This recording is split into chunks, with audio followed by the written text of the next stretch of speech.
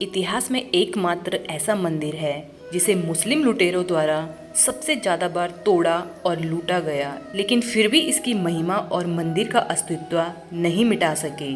इसे 17 बार तोड़ा व लूटा गया और 7 बार इसका पुनर्निर्माण किया गया। हम बात कर रहे हैं सोमनाथ ज्योतिर्लिंग के बारे में। इस ज्योतिर्लिंग की कहानी हमेशा से दिलचस्प रही है।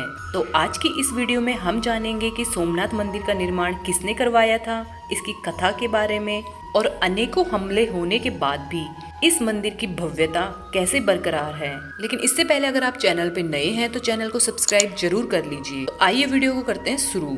सोमनाथ ज्योतिर्लिंग गुजरात राज्य के काठियावाड़ क्षेत्र में समुद्र के किनारे स्थित है। कहा जाता है कि यहाँ पर भगवान श्री कृष्ण ने देह त्याग किया था। इस ज्योतिर्लिंग की महिमा महाभारत, श्रीमद् भागवत तथा स्कंद पुराण में विस्तार से बताई गई है। प्राचीन समय में इस मंदिर का गर्भगृह पूरी तरह से सोने से निर्मित था। इसके 56 स्तंभ नीलम के बने हुए थे। यहाँ तक कि इसकी दीवारें भी सोने की बनी हुई थी और उनमें हीरे जड़े हुए थे। तो आइए अब जानते हैं सोमनाथ मंदिर के हमलों के बारे में। सन 1017 ईस्वी में अल बुरानी नाम का एक यात्री भारत आया था, जिसने अपनी किताब में सोमनाथ मंदिर की खूबसूरती और सोने चांदी से बनी मूर्तियों के बारे में लिखा। जब यह किताब महमूद गजनी के हाथों लगी तो उसके मन में नफरत से भरे विचार पनपने लगे। उसने ठान लिया था कि वह सोमनाथ मंदिर की सारी दौलत लूटकर उसे नष्ट कर देगा। कहा जाता था कि सोमनाथ मंदिर के शिवलिंग में भगवान श्री कृष्ण का सियमंतक मणि छिपाया गया था, जो एक ऐसा मणि था जिससे कभी भी सोना, चांदी और पैसे की कमी नहीं होती थी। कुछ लोगों का कहना था कि इस मणि के कारण ही सोमनाथ मंदिर का शिवलिंग हवा में तैरता था। जैसे ही इस मणि की खबर महमूद गजनी को पड़ी, वह उसे हासिल करने के लिए पागल सा हो गया। जब उसने मंदिर पर आक्रमण किया तो वह सीधे गर्भगृह में घुस गया। उसने निश्चय कर लिया था कि वह शिवलिंग को तोड़कर उस मणि पर कब्जा कर लेगा। अभी उसने देखा कि शिवलिंग के ऊपरी और निचले हिस्से में चुंबकीय पत्थर रखा था, जिसकी वजह से ही शिवलिंग हवा में तैर रहा था। उसने अपने सिपाहियों से कहकर इस चुंबक पदार्थ को तोड़ डाला। जैसे ही वह पत्थर टूटे, वह शिवलिंग जमीन पर गिर गया। फिर महमूद गजनी ने शिवलिंग पर हमला कर उसे तोड़ने की कोशिश की। मंदिर में लगे सारे हीरा मोती वो दरवाजे पे लगी सोने की चेन को भी निकाल दिया। कहा जाता है कि सोमनाथ मंदिर के कई टुकड़ों को महमूद गजनी ले गया और वहां जाकर उसने इससे मस्जिद की सीढ़ियां बनवाई।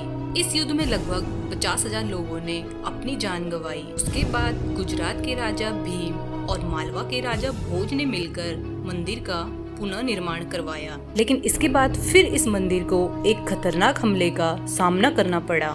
सन 1299 में अलाउद्दीन खिलजी ने गुजरात पर आक्रमण कर दिया। उसकी नजर सोमनाथ मंदिर पर थी। वह सोमनाथ मंदिर को नष्ट करना चाहता था, साथ ही मंदिर को लूटकर अपनी सल्तनत को मजबूत करना चाहता था। उसने अपने रास्ते में आने वाले हर किसी को मार डाला और सोमनाथ मंदिर पर आक्रमण कर उसे नष्ट कर दिया। खिलजी ने मंदिर में रखे सभी कीमती सामान को लूट लिया।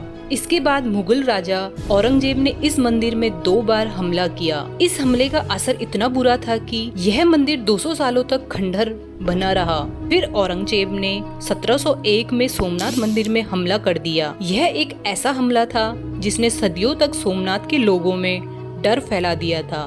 200 सालों तक वीरान रहने के बाद इस मंदिर को 1951 में डॉक्टर राजेंद्र प्रसाद ने सरदार वल्लभ भाई पटेल की मदद से पुनर्निर्मित करवाया। यह इस मंदिर का 7वां पुनर्निर्माण था, जो कि कैलाश महामेरु प्रसाद शैली में बनाया गया। इस समय जो मंदिर खड़ा है उसे सरदार वल्लभ भाई पटेल ने बनवाया और 1 दिसंबर 1995 को भारत के राष्ट्रपति शंकर दयाल शर्मा ने इसे राष्ट्र को समर्पित कर दिया। तो अब बात करते हैं सोमनाथ ज्योतिर्लिंग की कथा के बारे में।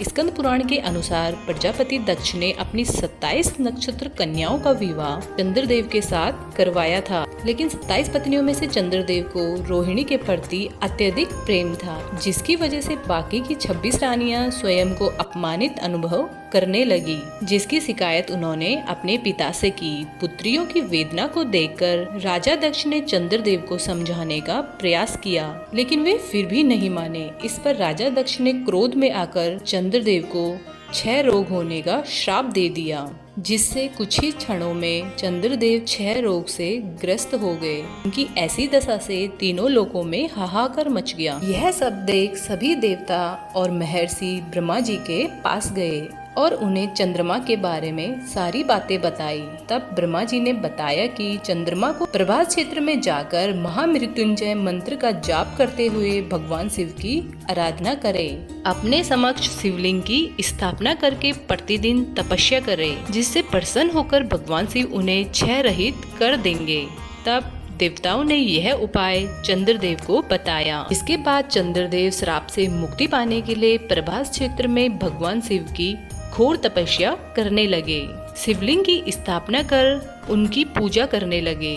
उनकी तपस्या से प्रसन्न होकर भगवान शिव ने उन्हें दर्शन दिए और बोले, हे चंद्रदेव, तुम्हारा कल्याण हो, बोलो क्या वरदान मांगना चाहते हो।